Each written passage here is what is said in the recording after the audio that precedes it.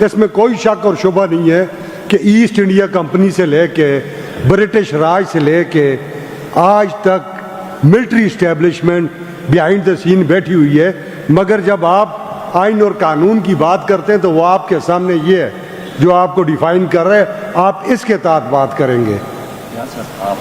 ریاست آپ ہے، آپ آج خود ریاست کسی ادارے کو بنا رہے ہیں۔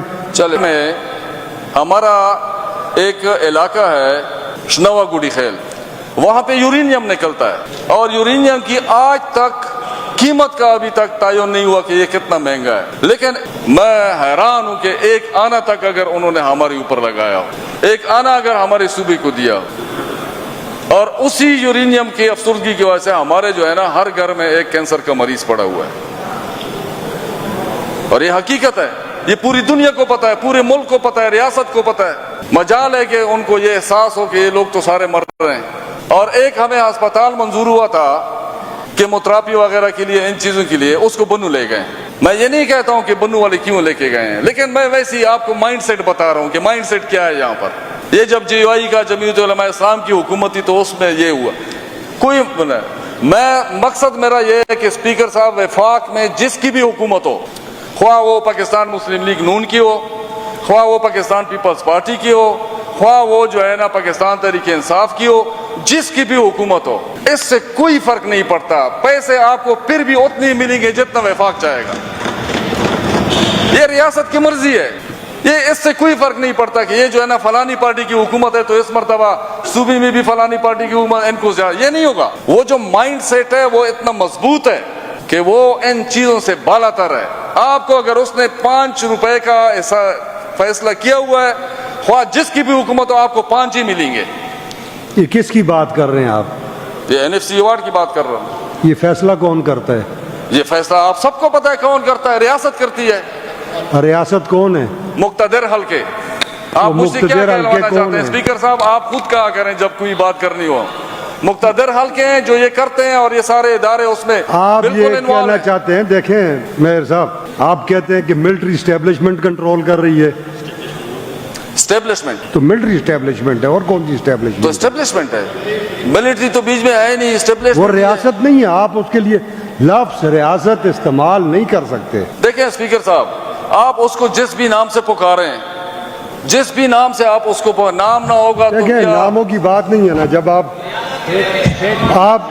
جب فلور پہ بات کرتے ہیں، اس میں کوئی شک اور شبہ نہیں ہے کہ ایسٹ انڈیا کمپنی سے لے کے برٹش راج سے لے کے آج تک ملٹری اسٹیبلشمنٹ بیہائنڈ دا سین بیٹھی ہوئی ہے، مگر جب آپ آئین اور قانون کی بات کرتے ہیں تو وہ آپ کے سامنے یہ ہے جو آپ کو ڈیفائن کر رہے ہیں، آپ اس کے تحت بات کریں گے۔ ریاست آپ ہے، آپ آج خود ریاست کسی ادارے کو بنا رہے ہیں۔ چلے جی، یہ ایک اچھی خبر ہے۔ اگر وہ ادارہ یہ کلیم کرتے ہیں ہم ریاست ہیں تو ایک علیحدہ چیز ہے، مگر آئین اور قانون یہ بات اس طرح نہیں کہتا۔ نہیں، آپ مطلب یہ کہنا چاہتے ہیں کہ ریاست ہم ہیں؟ ذرا یہ میں پڑھ کے سناتا ہوں آپ کو۔ کیا؟ اچھا میں ریاست ہوں، ٹھیک ہے۔ ڈیفینیشن آف دی اسٹیٹ، اگر آپ کنڈی صاحب ذرا آپ پڑھ کے سنا دیں۔ اچھا ٹھہرے آپ کو میں یہ آرٹیکل 7 پڑھ کے سناتے ہیں کنڈی صاحب۔ سر آرٹیکل 7 میں اسٹیٹ کی ڈیفینیشن ہے، state means parliament, federal government, provincial assembly, provincial governments and such local and other authorities which are empowered to impose tax اور سیس۔ یہ ریاست کی تعریف ہے۔ میں ان سے یہی گزارش کرتا رہتا ہوں جو کوئی کتاب یہ پی ٹی آئی والے تھوڑا سا پڑھ کے آیا کرے، جو ان کو پتہ تو چلے، بنیادی چیزیں ان کو پتہ ہی نہیں ہے، مسئلہ یہ ہے۔ elected any elected government by the people of Pakistan at any level۔ یہ خود کور کمانڈر ہاؤس جب پہلی دفعہ گئے تھے سب کچھ سرنڈر کرائے تھے۔ میجر سجاد صاحب کا مائک آن کریں تاکہ آپ کنکلوڈ کر لیں۔ अच्छा, बहुत शुक्रिया कुंडी साहब, बहुत बहुत मुबारक हो कि आप रियासत है। हम तो अभी तक समझ रहे थे कि रियासत वो है जिन्होंने आपका सदर पे बनवा दिया और जिसने जो है ना ये सारी हुकूमतें बनवा दी। फार्म 47 की मदद से आप लोगों को सब ले आए। बहरहाल अजीब रियासत है, फार्म 47 उन्होंने ईजाद की हुई है। अच्छा चले सर, इसको छोड़ दें। अगर रियासत हम हैं फिर तो ये फार्म 47 की रियासत हो गई, क्योंकि उधर जो बैठी हुई है सारे फार्म 47 वाले हैं। बहरहाल इस पे नहीं जाते। अच्छा, दूसरी बात यह है कि जनाब स्पीकर, अगर हम NFC की बात करते हैं तो NFC में हर जगह पे हमारे पास ऐसे लूप होल्स हैं जिनको हम एड्रेस कर सकते हैं। और किस तरीके से एड्रेस कर सकते हैं? जिस तरीके से अभी आर्टिकल 158 है जो कि हमारे सारिफीन की गैस के हवाले से तरजीही बुनियादों पर उसी इलाके को तरजीह दी जाती है, उसी सूबे को तरजीह दी जाती है जहाँ पे ये पैदा होती है, ख्वाह हो पश्तूनख्वा हो, सिंध हो, पंजाब हो, बलूचिस्तान हो। उसको कभी एड्रेस नहीं किया गया। जनाब स्पीकर, इसी तरीके से अगर मलियाती हिसाब से मलियाती हकूक़ की बात करें तो आर्टिकल 161 भी है, लेकिन उसको कभी जो है ना एड्रेस नहीं किया जाता। इसी तरह जनाब स्पीकर, वफाक और सूबे के हकूक़ का तयन जब किया जाता है इन वसाइल के हिसाब से तो 172 और सब आर्टिकल इसका 3 है, लेकिन उसको कभी एड्रेस नहीं किया जाता।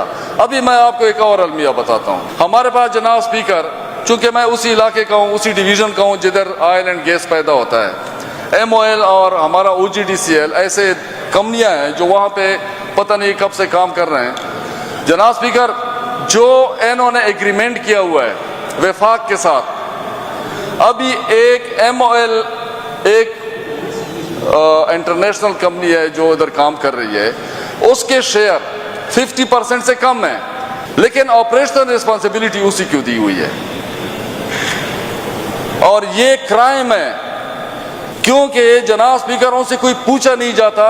उधर OGDCL में, MOL में जितने भी हमारे कुएं हैं, किसी पे भी इंटरनेशनल स्टैंडर्ड गेजेस नहीं लगे। कोई थर्ड पार्टी वैलिडेशन जो है ना इसकी नहीं हो रही है, कोई थर्ड पार्टी वैलिडेशन रिपोर्ट नहीं देते हैं। और चौक उन्होंने कैसे रखी हुए हैं कि 32 इंटरनेशनल स्टैंडर्ड है और वो निकालते हैं गैस 64 पे, डबल निकाल रहे हैं।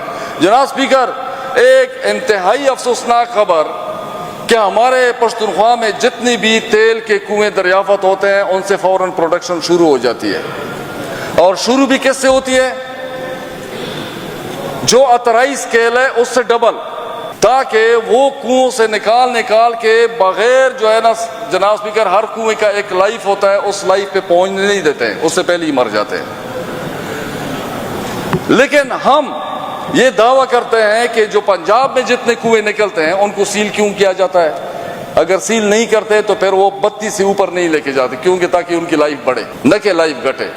ये हमारे साथ काफी अरसे से हो रहा है और इसको बार बार हम वफाक से उठाते हैं, हम अहमद कुंडी की रियासत से उठाते हैं, लेकिन हमें जो है ना इसका कोई जवाब नहीं मिलता।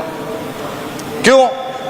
क्योंकि उन्होंने तहिया किया हुआ है कि जितने भी वसाइल हैं उनको फौरन से पहले निकालना है यहाँ से।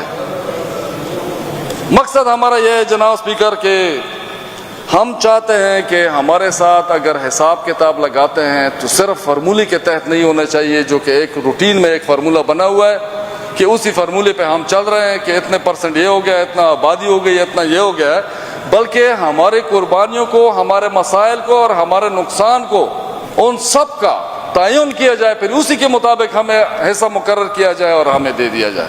बहुत शुक्रिया कुंडी साहब का भी और आप सबका और जनाब स्पीकर साहब। Thank you ji.